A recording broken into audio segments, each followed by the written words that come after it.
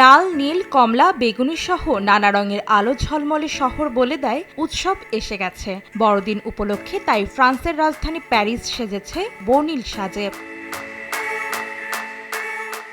রাস্তার দুই পাশের গাছে গাছে শোভা পাচ্ছে বিভিন্ন ধরনের আলোকসজ্জা। অলিগলি চমক দেখাচ্ছে ঘুরতে আসা পর্যটকদের। শহর জুড়ে আলোর এমন ঝলকানি দেখতে তাই প্রতিদিনই ভিড় জমাচ্ছেন দর্শনার্থীরা।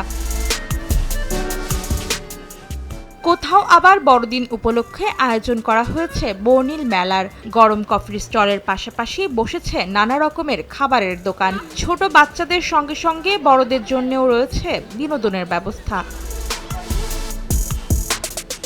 পর্যটক ও উৎসুক মানুষ ক্রিসমাসের আয়োজন উপভোগ করছেন আনন্দ ও উচ্ছ্বাসের সঙ্গে।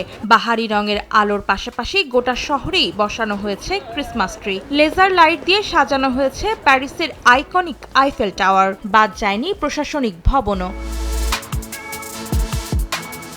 বড়দিনের কেনাকাটার জন্য ভিড় জমেছে প্যারিসের মার্কেটগুলোতেও। উৎসব আমেজের পাশাপাশি কেনাকাটাতে ব্যস্ত সময় পার করছেন ফরাসিরা।